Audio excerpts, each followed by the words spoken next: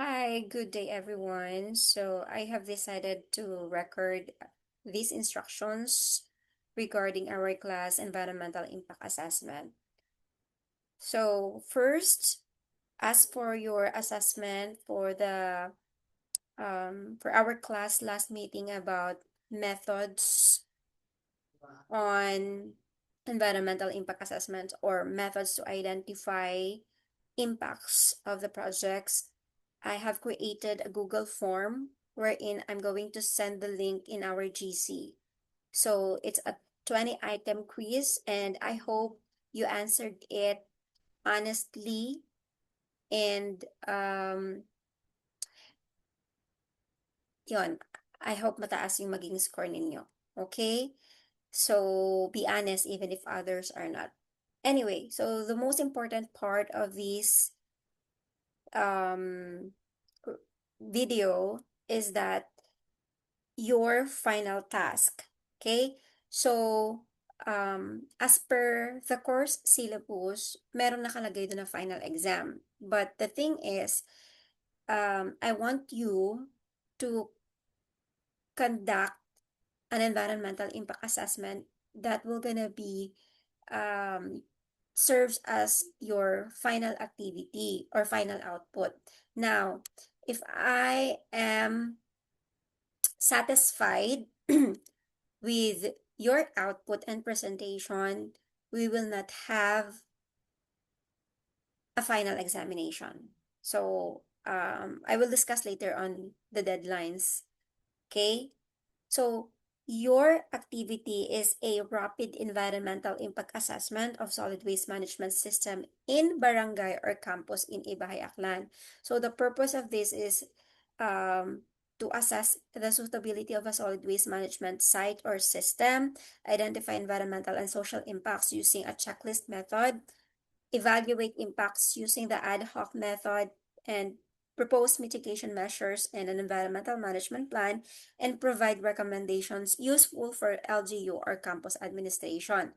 Now, um, since nauna kong ibigay itong task na ito sa 4A, I already assigned them their specific locations and specific project. So now, on your class, I want you to focus on existing dump site. Okay? So, kasi ang 4A, MRF ang sa kanila, Malay, Ibahay, and um, Malay, Ibahay, and what do you call this one?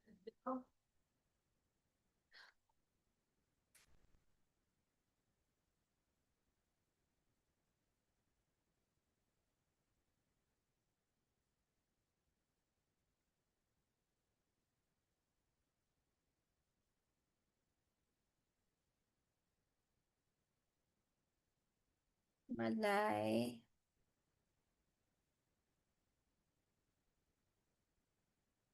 Sorry about that. Malay, Ibahay, one barangay solid waste management system, and campus solid waste management system.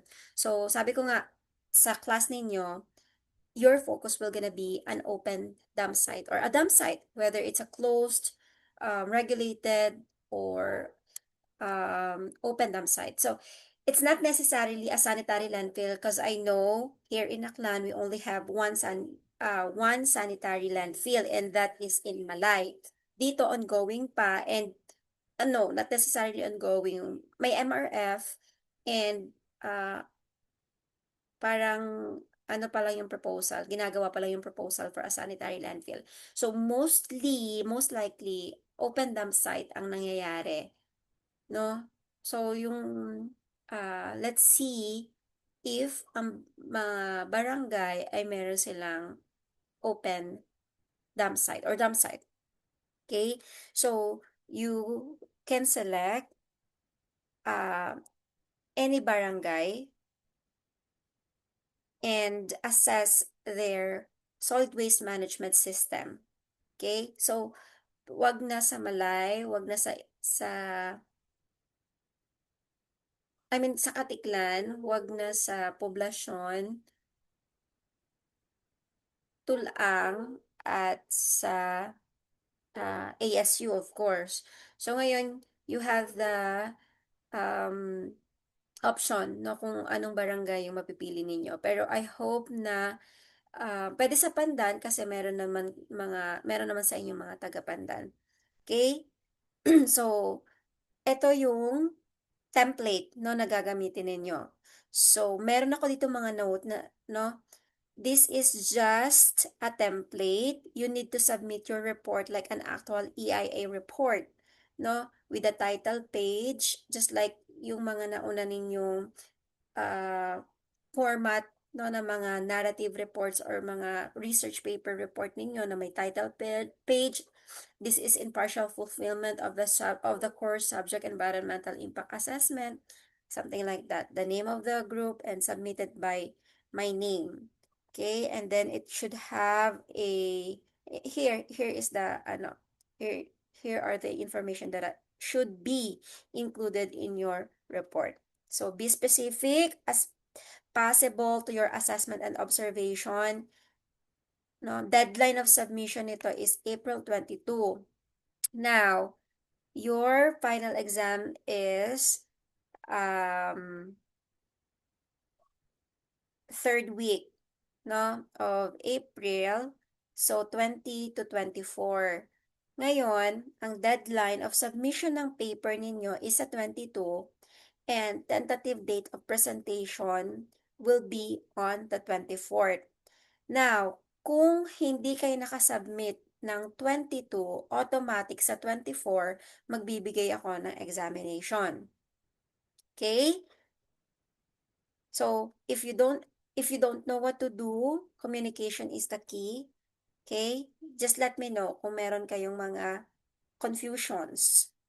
So, last week, we have discussed about ad hoc, checklist, and matrix. No? So, I believe I gave you the reference materials. No? And I'm also encouraging you, no, to enrich your understanding, your knowledge by searching other information, references, mga research studies, using those checklists. Diba, I gave you an assignment to look for a research that uses that method. And I should be seeing your submission sa inyong G Drive, tama? So kung wala kayong submissions doon, meaning to say, you did not take this subject seriously. Okay? So it's up to you. I'm just giving you a grade. So andito yung mga dapat ninyong, nandito yung checklist, no? Nandito rin yung mga criteria. What you just have to do is go to the location, conduct an interview, no? And then record all your observations and analysis. Again, this is just your guide. The template should be like this. Okay? So, ito yung part 2, environmental and social impact checklist. Meron din dito. Yes, no answer lang dito. And then description and then mitigation measures that you think suitable. No? Please be specific as possible. Kagaya ng sinabi ko kanina. You have to, um, tawag dito, apply your knowledge and make sure na yung inyong report is tawag dito, pinag-isipan talagang mabuti, hindi basta-basta. Okay, nandiyan yung ecological, socio-economic, and health. Andiyan na lahat, ako na yung nag-provide nito. So, sa ad hoc, no, you need to evaluate the major impacts that you have identified from part 1. So, ito yung part 1. Okay, yung checklist. Okay? So, yung impact, ano-ano yung mga impact? Ito yung health risk impact, traffic congestion, and so on and so forth. So, ilagay nyo yan dito, naka-itemize or kung anong type of impact yon.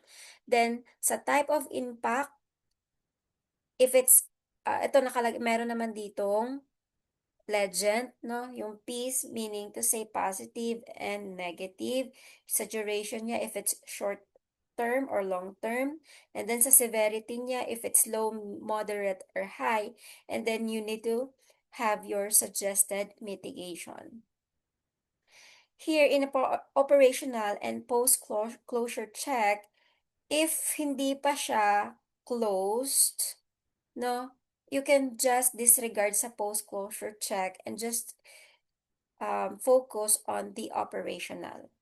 Okay, kung meron bang waste segregation system na nag-exist, eto no need na since, I'm sorry, hindi. Kung sa dump site, kung cover siya, meron ba? Nag-exist ba? If not, just check no. Meron bang organized waste collection ang barangay or ang location na napili ninyo? This one, post-closure monitoring plan. Sorry, yeah. So, plan lang pala, no? Plan lang pala yung kailangan ninyong hanapin, no? Sa post-closure check kung meron sila nito.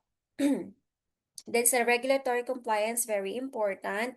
Ito yung mga requirement na kailangan ninyong masagot. Okay? So this is a very broad checklist. I am giving you the freedom to create your own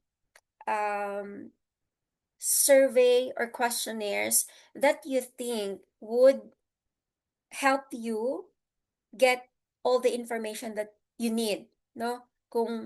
Um, kung gusto nyong may mai-add pa kayo, that's okay. So long as yung template na binigay ko sa taas na mga naka-red ay ma-follow ninyo. Here, syempre, you need to summarize all the findings, no? And i-rank ninyo kung alin ba yung sa tingin ninyo ay kinakaharap no ng mga barangays or mga municipalities that um, napili ninyo, no? And now you will apply the environmental management plan.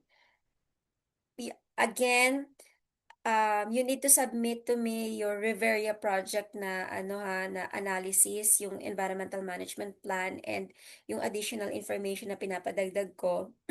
Kailangan ninyong masubmit yung hard copy nun next week kung nandito na kayo sa school, Thursday, 'di ba? Thursday kayo nasa school. You need to submit the hard copy of the Riveria project.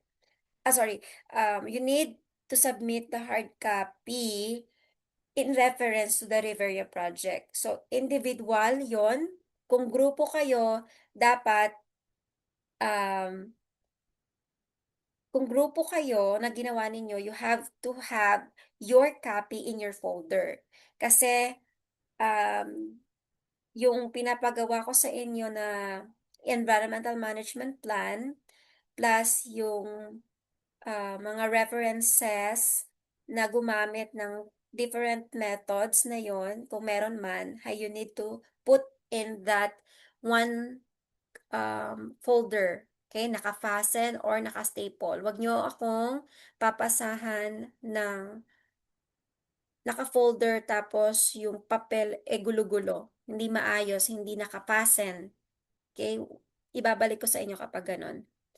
And then part 8 is the conclusion. There are guided questions here that you need to elaborate. Hindi ibig sabihin nun na one question, one answer, question, answer, question, answer. No, these are just guided questions. Marami sa mga um, output ninyo last time na meron akong binigay na mga ganito, nandun pa yung mga guided questions and answer lang yung ginawa.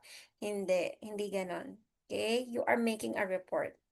Same goes with the recommendations, at least 5 recommendations for barangay, LGU, community, and waste workers. Sa appendices, ilagay ninyo doon yung mga photos. Again, sa photos, it should be ideally 2 by 3 or 3 by 2, I mean. No? Para hindi isang kupon pupunuin nyo lahat tapos iba-iba yung mga sizes. So, 3x2, naka-landscape, and then after the photo, dapat merong figure number and then the description. Okay, hindi yung mga selfies, hindi yung mga ah, tawag dito, unimportant events ang ilalagay nyo na photo. Yung tawag dito, actual condition ng site or during the interviews, mga candid photos. Interview responses, ito yung sinasabi ko sa inyo kanina, if you can make your um, own questions based on the guidelines that I made, you can do so and you can add that one sa appendices. Then sa location or sketch map, kung meron kayong makitang or mahanap na sketch or map, no? Kasi 'di ba sa barangay meron yan silang barangay profile, you can get their map. So kung wala naman, you can use the GPS or geocam and then you can geotag the location. So this is the percentage or how I will going to grade you. 10% lang yung presentation. But no, yung nasa loob nun, ito yung kanilang percentage. So citing analysis, kung ano yung how you assess the sites, no? Checklist accuracy, kung tama ba, as well as yung ad hoc evaluation, kung meron kayong environmental management plan dyan, and then the overall analysis and findings. Plus the overall report, the tawag dito, the cleanliness of your report, hindi kinapi-paste hindi kinapi-paste from AI, yung mga spacings, um, and formatting, dapat consistent.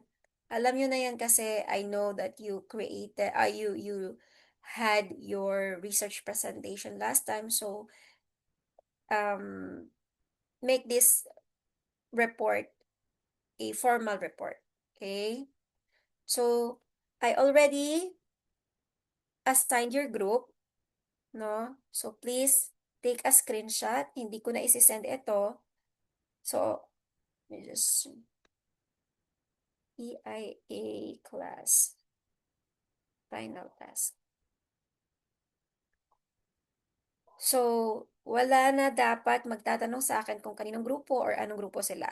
So, if you know this, if you watch this video, you should know kung anong grupo ka, kung kaninong grupo ka. And I will be assigning the team leader for group 1. It should be Rani for team 1. And then for team 2, let's have Seth. For team 3, let's have Bunsay. And then for group 4, Sunyer. Sunyer. Okay? Team leader, please take note of your group members. Are we clear? So, I already created the letter. No? Ano na to? Tawag dito. Approve na to ni Sir Jerby. Okay? So, this letter is requesting the campus director to allow you to conduct this study. Okay? So, ang gagawin nyo na lang is to ang gagawin nyo na lang is to write a letter addressed to the barangay captain or kung sino man yung head of agency na gusto ninyong what do you call this one? I, um, i-assess. Okay? So, kung walang barangay na sa tingin ninyo ay merong mga solid waste management system, you can look for um, an agency or a hotel or establishments that you think. Pero most likely ay sa Boracay na yon na mga solid waste management system nila. But that is just another option. Okay, just let me know. Take note, you only have few weeks, no? few weeks kasi ang hirap sa atin, online yung ating discussion. So, it's already April 10, no? April 10 nyo na nalaman itong activity na to. And yung 1 week nyo is parang impossible to do. But I hope you were able to meet, no, and double time na to work on this assignment. Okay?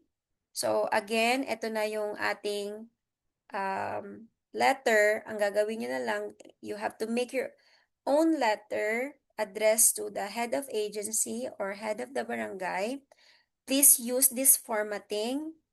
No, ayoko na, no, ayokong makakita ng mga letter na katulad ng ginawa nyo last time. Nauna pang pumirma yung mga pipirma, no, kesa sa inyo. So, as per the letter is a formal communication. Dapat, kung sino yung nasa respectfully, sila yung mauunang mag-sign. Okay? That's the protocol. And, ang lalagay lang sa respectfully is not all the members, just the team leader. Okay? Noted ko and then approved by the head of agency. Okay, or the barangay captain. Kung sino yung nandito, sila yung mag-a-approve kasi sa kanila naka-address yung letter. Is that clear? Let me know if you have any questions. And I think that's it. Okay, so just let me know if you have any questions and sana magawa niyo ito on time. Okay, I know there's a challenge with time management. But communication is the key, sabi ko nga, and you have to double time kasi kulang na yung oras natin. Okay? So, I hope na malinaw yung instructions and let me know if you have any questions. Bye for now.